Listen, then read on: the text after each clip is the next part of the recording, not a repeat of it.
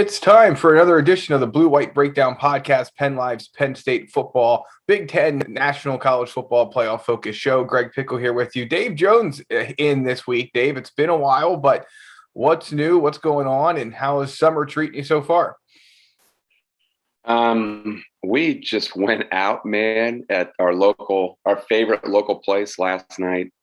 It was so great. I mean, it's so great. We vacationed in New Mexico, which I'd never been to. I need 9 states now. How many states do you need? Do you know how many states you need? I'd say at least 20. All right. Well, I'd never been to New Mexico. It was beautiful, gorgeous. We went to Taos in May, and we had a couple of pops in a Peruvian restaurant. It was this little hole-in-the-wall place. It was fantastic. And then there's this couple that starts talking to us, and there's only like 5 of us in the restaurant by this time. We had hiked like 9 miles. We almost just didn't go out.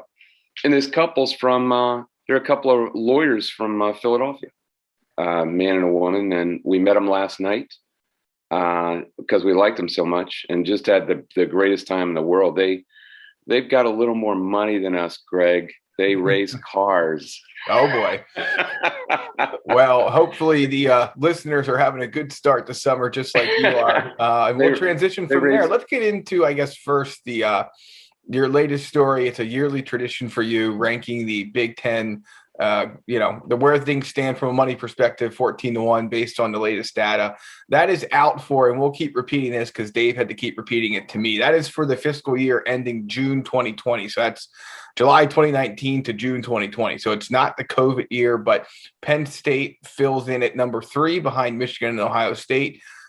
What are your first thoughts on that? I mean, obviously they're always been in the kind of top group, but to be at that point, just your initial thoughts on that. What does it tell you about where Penn State is? It is the COVID year for basketball, but not for football, which drives the bus. I don't think people realize just how powerful fiscally football is, even though they're told over and over, it's 5 to 10 times more important as far as money than basketball is. And that's even in traditional basketball schools like Maryland and Purdue. Football drives the economy of all these places. I think just scanning the list, the first thing that popped out at me is Rutgers is still cooking its books. It is still listing identical totals for revenue and expenses on football, which means they're running at a deficit. They're the only school in the Big Ten that's running at a deficit. They list the identical totals of $32,874,357, which is almost impossible. I would say it's almost impossible. Yeah, it's about 100,000 to 1 that could happen or more. And I think Bob Flounders would take those odds and maybe place it. So would you sicko. Yep, you're a sicko. So they're at the bottom. Maryland's right next to them at the bottom. It makes sense that those schools have not kind of revved up because they're the last ones in, and they will improve. But these figures do not count the payout from the league for television contract, which amounts to $53 million, I think it is now. Yeah. So that isn't even included. This is just their operation, their gate, their game day operation, their licensed merchandise, concessions, parking, all that stuff. So it also relates to attendance. The Big Four remains the Big Four, actually the Big Six, which is Iowa at 6 and ascending through Wisconsin, Nebraska, Penn State, Ohio State, Michigan, kind of evenly spaced apart by 10 million increments up to number 1. Penn State has been number 3 as long as I can remember doing this thing, which is about 6. So it's been 6, 7 years. I was going to say about 6 or 7 years. Yeah. Yeah. Penn State, all of those top 4 or 5 stated about the same totals. You would assume those will drop precipitously next year. What it also points up is Nebraska is living on, they're number 4 at 96 million. They're living on the money of their tradition, of their fan base. They keep just showing up for this really mediocre product. Yeah. And you wonder how long that machine can keep going, because where are they in recruiting? Where have they been under Scott Frost? I mean, he got the initial pop just like most coaches do. Yeah. And, they brought, if I remember correctly, it was Florida that they kind of really went and got guys from, because he came from UCF, of course, and had a bunch of great relationships there. And a lot of those guys didn't pan out. I imagine that's because Florida to Omaha, Nebraska is not exactly the easiest transition in the world. Of course, the state college isn't either. But, yeah, they lost a lot of guys, and it's been kind of a rough road on the recruiting front. So, I don't see without yeah, go ahead. You know who did that was in his early tenure was Kirk Ferentz. Yeah, I think that predates you.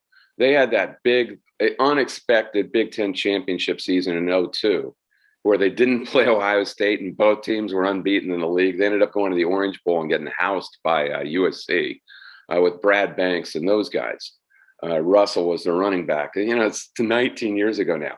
They had they all of a sudden, Kirk Ferentz was able to recruit guys from Florida. So he did.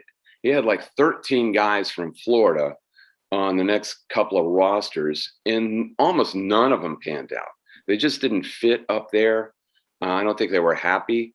I don't know what Nebraska does now for a recruiting base. They tried California with Mike Riley. They actually had pretty good recruiting classes with Mike Riley, didn't they? It wasn't terrible. Yeah. I mean, now they're bottom of the Big Ten. They have 7 commitments, all 3 stars, not really anything impressive. Wow. Last year they finished number 5 in the 2021 class, which is a little bit better than I would have thought, to be honest with you, but still pretty considerably. Penn State was 6. That is what it is. They had 3 less commits. And some of that stuff shakes out that way. But no, I mean, I just have a hard time seeing, to your point, Scott Frost ever getting to a point where he establishes more than just relying on that tradition to bring people and dollars in. So I don't know what his long-term outlook there is, but I don't think it's good.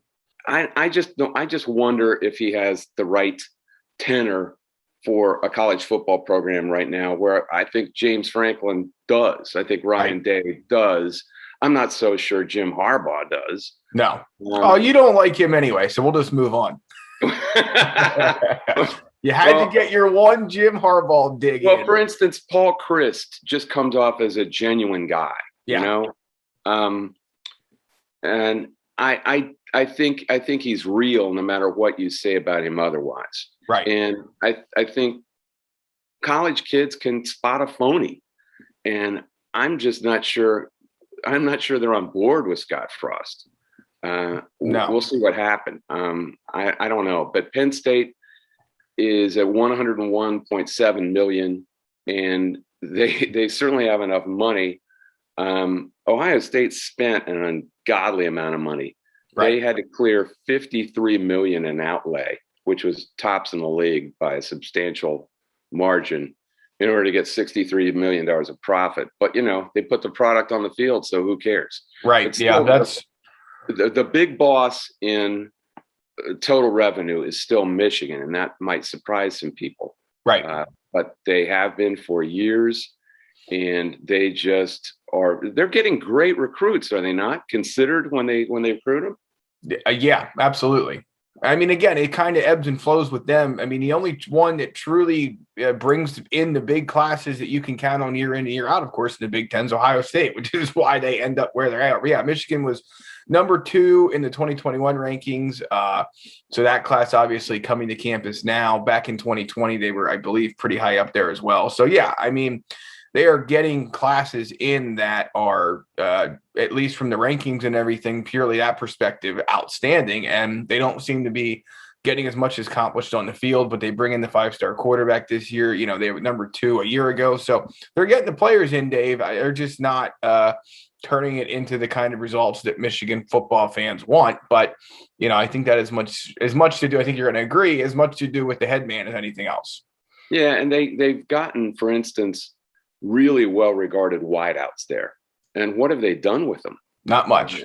Not much at all. But Dave Brandon, man, the former athletic director, he has perfected their revenue river and their fundraising, and they profited. They cleared $81 million in fiscal 2019-20. I mean, Right. that just dwarfs everybody else. Yes. So it's not like they don't have the money to work with. That's how they can take trips to Europe with the entire team. Yeah. I think, Ohio State and Penn State should have the advantage going, and Wisconsin is right there going into this age where we're going to apparently, if not in 2 years, then in 4, have a completely reconfigured and expanded playoff. Right. So that if you're close, you get in now. I mean, how many times would Penn State have gotten in a 12-team playoff in the last 5 years? Right. Probably 2 and maybe 3, right?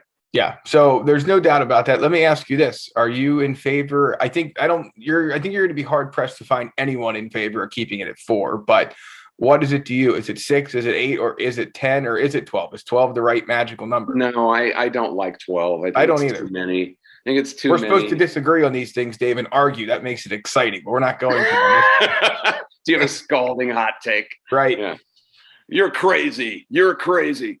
I think 8 was the perfect number. You get everybody's champion in from the power conferences. But the one thing is interesting about this is you could actually, did you see how Larry Scott, the outgoing Pac-12 commissioner, reacted to this news? Yeah. Because it's not the top 6. It's not the 6 champions. The 6 champions are just the highest rated champion in their rankings. Now, would they, who knows what goes into that committee's rankings? Right. I would have loved to see it if it was some sort of computer rankings, raw, without any human input. Then he'd really be scared, because I think occasionally one of those teams from, say, Boise State or Cincinnati could have edged out their champion. There have been a couple of years where the Pac-12 champion was just not well regarded at all, and might still, I don't know. But when you have 6, that automatically allows one that's not a Power 5 conference. Right. That's good. But I think the reason they put in 12 is the SEC wouldn't agree to anything else. Right. They think they're going to overload the tournament with their schools. I would guess they think they can get 4 in a 12-team field, maybe even 5. That's what they're counting on. So they're saying, look, if we're going to make it 8, let's go ahead and make it 12, and we're banking we're going to get 2 of those extra 4 in. Right. Maybe even 3. And there have been years that if you tried to rank them based on results, that would have happened. Sure. So I think that was the impetus behind 12, which is kind of stupid, but they've got a big say in it. Yeah. No, I agree with you. I like the idea of 8 personally, but if they're going to go to 12, I mean, let's look at what it would have been last year based on the final AP poll. You would have had Alabama, Texas A&M, Georgia, and that would have been it. So you would have had those 3 in from the SEC. No, it wasn't a particularly good year that last year, but they're no, and it's kind of a throwaway year to an extent. But I do think it's going to help Penn State's chances, because they certainly would have been in 2016. I think they certainly would have been in 2017. They might have been in 2019. Yeah. Am I wrong? Where did they end up after the win over Memphis? I don't know. Yeah, I'd have to go look, but they would have been in the field. They were right around 11, I believe. So yeah, I think they certainly would have been in the conversation. Right. And they only lost 2 games by very narrow scores to, they were in the Ohio State game. That was 28-17. The Minnesota game was 31-26. And those were the only 2 losses. I think they made the field. So they were number 9 there in the final poll. Yeah. Yeah. And well, that was after Memphis. Yeah. So I think they were 11 going into that. Yeah. Right. Anyway, I think it can't help but balance out recruiting a little bit. So that's good. The more teams that are in the playoff, the more schools will get a bounce out of recruiting that aren't SEC schools. For instance, if USC makes the tournament once or twice in a row, they're going to keep all those kids that have been thinking or actually committing into the South. That's not going to happen anymore. You remember the story I had on Brian Bresci, for instance, a couple of years ago. And what is he, a sophomore at Clemson now? Yes, correct. Which isn't the SEC, but it is the South. Right. Does he go to Clemson if Penn State has made the tournament 2 years running? I don't know, man. I would certainly feel it would not have been as much of a slam dunk, I don't think. No. Had Penn State been able to sell the championship playoff pedigree that Clemson and other places can. I think they host a playoff game in 2016. Am I wrong? Because they were correct. Yeah. Yeah. They would have hosted. No, they were a champion. No, they were correct. Yeah. They were getting a bye. Right. Yeah. So I think they could have won a game, certainly, in that tournament. Right. That changes everything. It changes the whole dynamic. Instead, they're going to the Rose Bowl. Right. That really had nothing to do with the tournament. I think this will help to balance out a sport that has become awfully regional lately, where the same teams are in the tournament every year, and there's only 4 of them. So it's always some variation of Ohio State, Clemson, Alabama, Oklahoma, Notre Dame. That's been it. Right. Who am I missing? I'm Clemson. I'm missing somebody in there, but there's basically 6 teams who dominated the whole 4. Right. That won't happen anymore, so that's good. It's a Blue White Breakdown podcast. We're about halfway through this PennLive Penn State episode, talking everything college football and Big Ten. You can find it wherever you get your audio: Apple, Spotify, Google, Stitcher. You look for podcasts, you'll find us. Video version, youtube.com/allpennstate. Dave, one more question on this topic. We've heard a lot about the idea that maybe divisions go away, whether it's the East, whatever, East, West, North, South, if you're in the Big 12 or Pac-12. But what are your thoughts on that? Should they abolish the divisions and just make it one conference and you set your schedule based off of that? Or do you like the idea of keeping the divisions when we're talking about three different positions on it, actually? First of all, I think they should, because it would cut off a game where these kids don't have to play. Right. I mean, the champion's going to be playing, 17 games? Right. And that would be good. As a fan, I love divisions in the Big Ten. I think it gives it a flavor, and you're starting to see that. I mean, even though maybe the East and West are.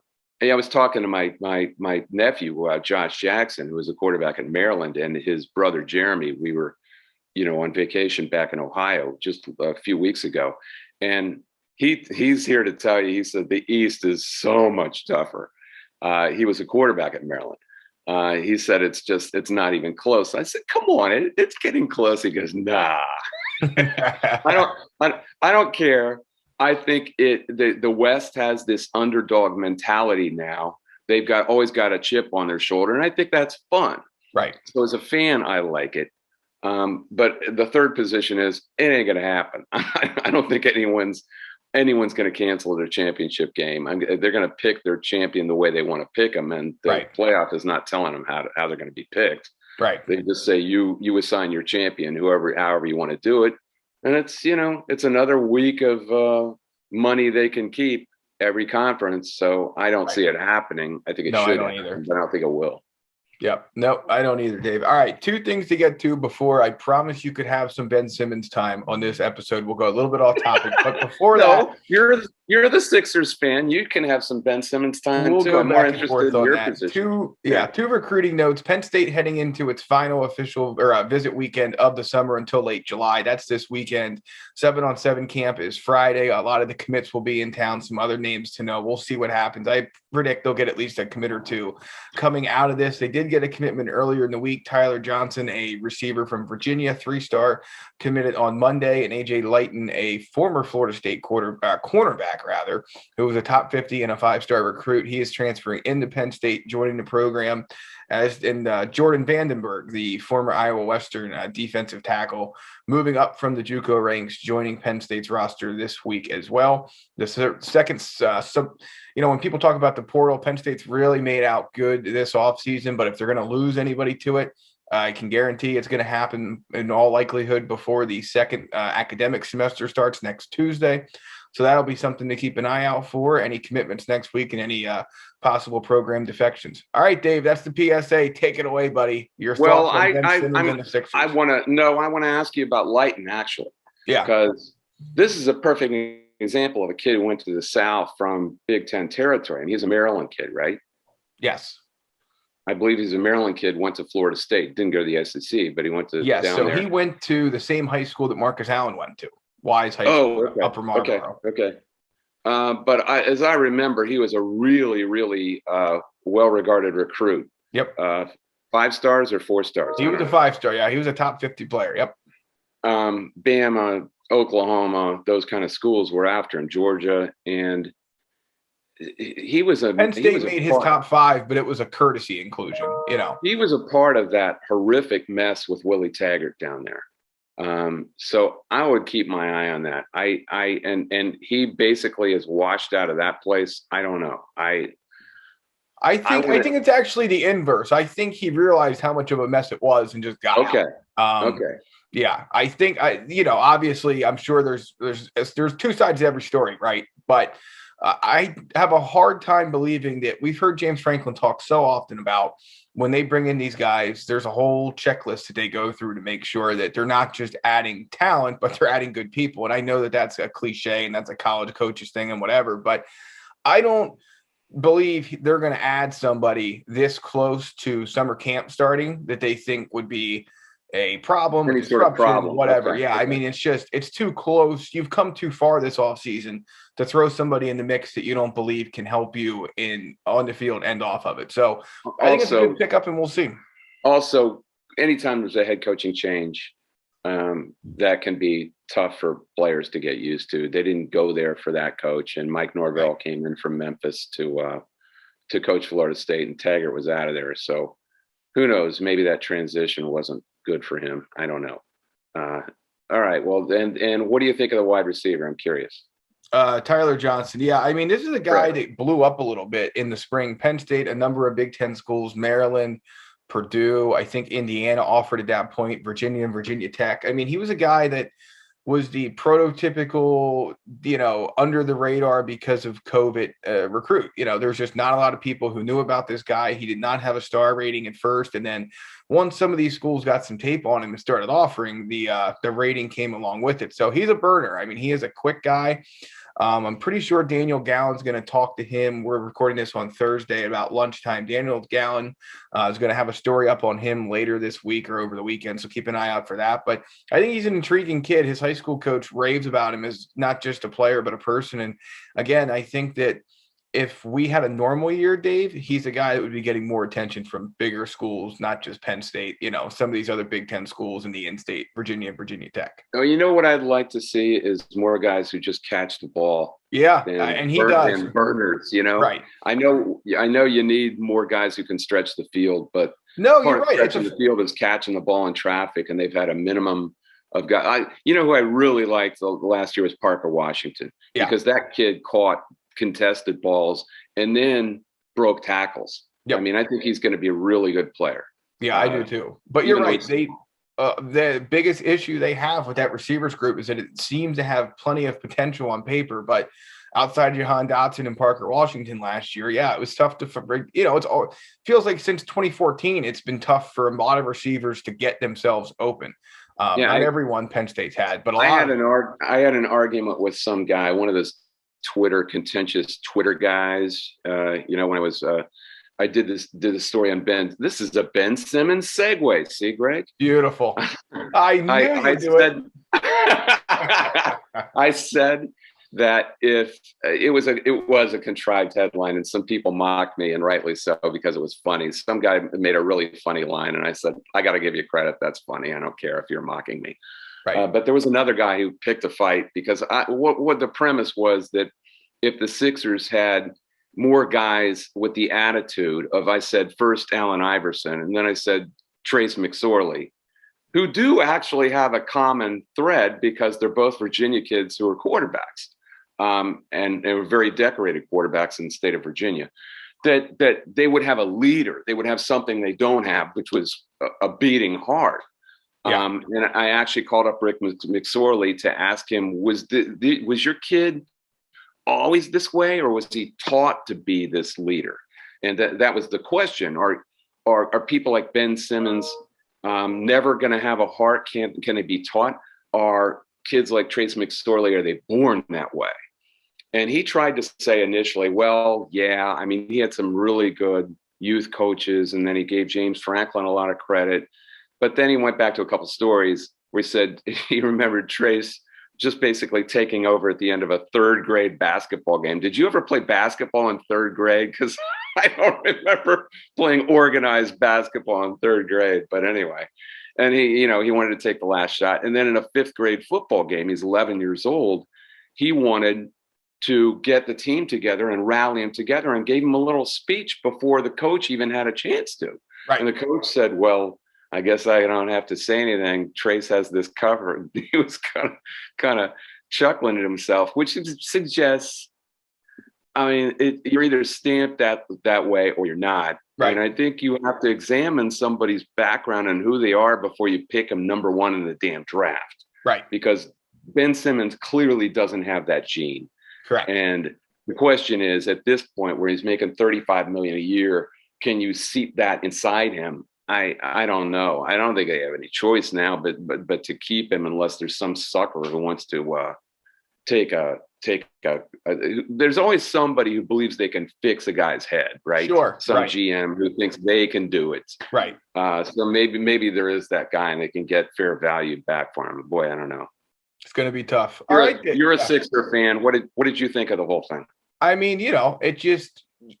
There were too many times. I mean, there were so many issues. Simmons obviously being one of them, but the bench was a problem. Obviously, Embiid was playing not at full strength, and there were times he looked like he was close to it. There was times that they looked like he certainly didn't. But I guess, and you and I have talked about this, but the problem I have is, where do you go from here? What is the quick fix?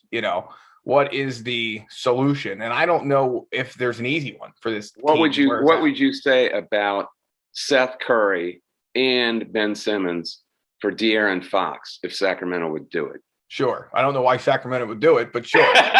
What do we give them both, huh? Yeah, I mean, that's kind of the response to, obviously there's the trade simulators and everything. And I think a lot of fans and people who follow basketball have thought about this, idea of trade, well, who would take what, how much would it take to get so-and-so for Simmons and so-and-so? And the question, it always circles back to, why would they do what purpose would that? That's the kind of trade scenario I would get thrown off the air with Howard Eskin for. He'd say, you know what that is? That's a joke. You know what you are? You're a joke. Get out of here. WIP time, 11:58. All right. That's it for this edition of the Blue White Breakdown. We'll be back next week.